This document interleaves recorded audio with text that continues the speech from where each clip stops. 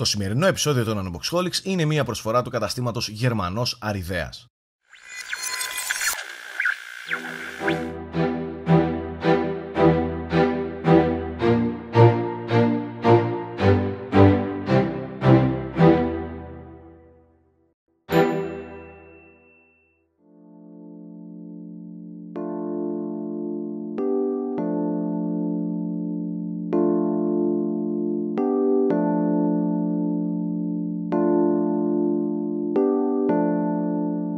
Γεια χαρά Unboxers, Σάκης Καρπάς εδώ από το GameOver.gr σε ένα ακόμη βίντεο των Unboxholics. Στο σημερινό επεισόδιο θα ρίξουμε μια ματιά στο Samsung Galaxy S4, ένα από τα δημοφιλέστερα και όχι άδικα smartphones της αγοράς.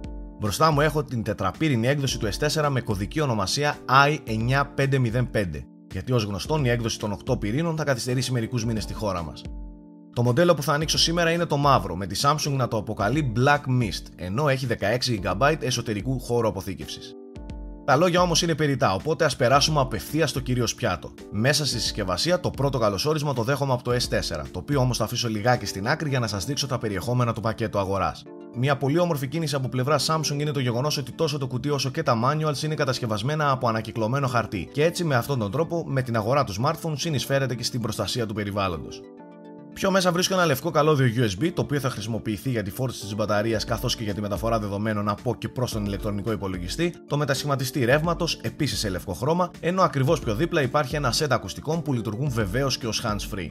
Τελευταίο αντικείμενο του πακέτου είναι η μπαταρία, για την οποία θα μιλήσουμε σε λιγάκι. Τέλος με τα παρελκόμενα, ας δούμε τώρα αναλυτικά το Galaxy S4. Αφαιρώ τις προστατευτικές ελαττίνες και έρχομαι σε επαφή για πρώτη φορά με το δημοφιλές smartphone της Samsung.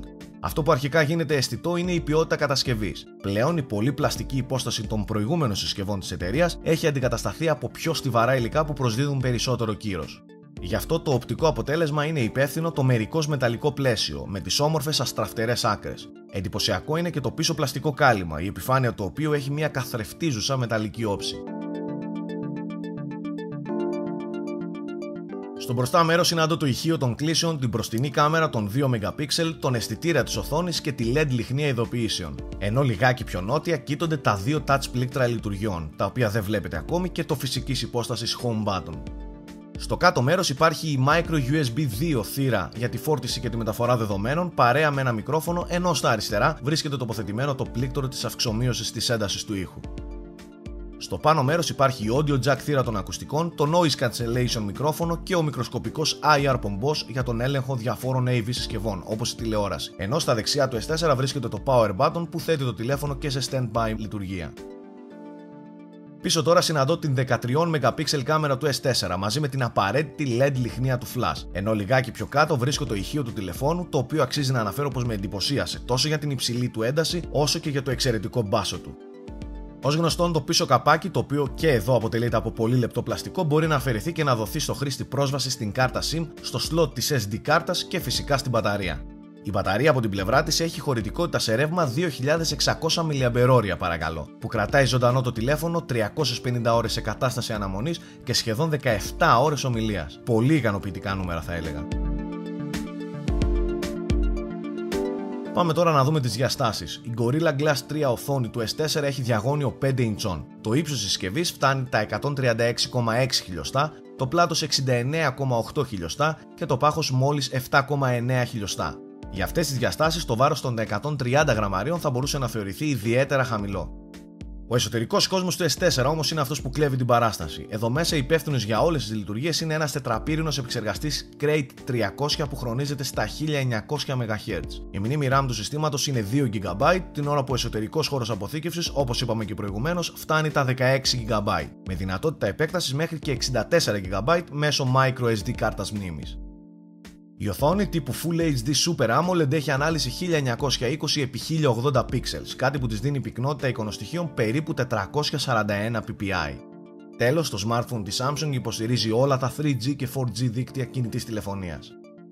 Το Galaxy S4 έρχεται με εγκατεστημένη την τελευταία έκδοση του λειτουργικού συστήματος της Google και συγκεκριμένα την έκδοση 4.2.2. Το να σπαταλήσω χρόνο για να σας μεταφέρω το πόσο γρήγορη και ομαλή είναι η λειτουργία της συσκευής το θεωρώ άσκοπο. Άλλωστε αυτά τα specs μιλούν από μόνα τους. Το πιο εντυπωσιακό στοιχείο κατά την άποψή μου και selling point του S4 είναι η σοκαριστική οθόνη. Εκτός από την απίστευτη ευκρίνεια των 441 ppi, η οθόνη απεικονίζει άριστα τα χρώματα, χαρίζει μοναδικό μαύρο, έχει πλούσιες γωνίες θέασης και πολύ ικανοποιητική φωτεινότητα. Πραγματικά η εμπειρία θέασης στο S4 είναι συγκλονιστική, κάτι που δυστυχώς δεν μπορώ να σας το μεταφέρω 100% μέσω ενός βίντεο. Εκεί που αξίζει να σταθώ στο review είναι στα εντυπωσιακά και πολυδιαφημισμένα χαρακτηριστικά του τηλεφώνου, όπως το ότι ο χρήστης μπορεί να κάνει scroll με τις κόρες του ματιού του και διάφορα άλλα. Το Smart Scroll λοιπόν δεν δουλεύει με τα μάτια αλλά με κίνηση του κεφαλιού πάνω και κάτω. Το αρνητικό εδώ είναι ότι η εν λόγω λειτουργία δεν συνεργάζεται με τον Chrome, παρά μόνο με το stock browser της Samsung. Επίσης το scroll στις ιστοσελίδες μπορεί να πραγματοποιηθεί κάνοντας χρήση του γυροσκοπείου.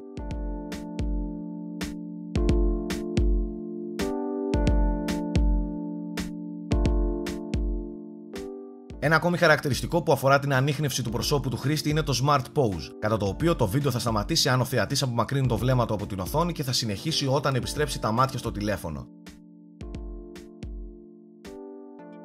Το S4 υποστηρίζει και αρκετά air gestures, όπως το γρήγορο scroll με το πέρασμα του χεριού πάνω από την οθόνη και άλλες παρόμοιες λειτουργίες.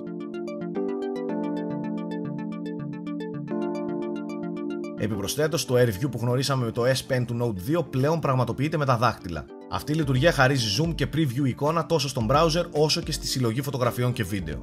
Εντυπωσιακά όλα αυτά, αλλά αν θέλετε την άποψή μου, η χρησιμότητά τους είναι μηδενική και περισσότερο υπάρχουν στο S4 προς επίδειξη δυνατοτήτων παρά για να κάνουν τη ζωή του χρήστη καλύτερη. Ένα αρνητικό που εντόπισα τουλάχιστον με τα δικά μου χέρια είναι η θέση των πλήκτρων touch στο κάτω μέρος της οθόνης, τα οποία τα πάτησα ούκο λίγες φορές άθελά μου με την παλάμη μου. Όσον αφορά την πίσω κάμερα του S4, οφείλω να ομολογήσω πως δεν εντυπωσιάστηκα τόσο πολύ ως προς την ουσία, ειδικότερα στην απόδοσή της σε φωτισμό εσωτερικών χώρων. Το software της κάμερας προσφέρει μερικά πολύ ευπρόσδεκτα χαρακτηριστικά, όπως η ταυτόχρονη χρήση της μπροστινής και της πίσω κάμερας ή το drama shot που απαθανατίζει σε μία φωτογραφία όλη τη δράση ενός κινούμενου αντικειμένου. Σε γενικές γραμμές, τα βίντεο και οι φωτογραφίες, ειδικά σε συνθήκες υψηλού φωτισμού, είναι εξαιρετικής ποιότητας.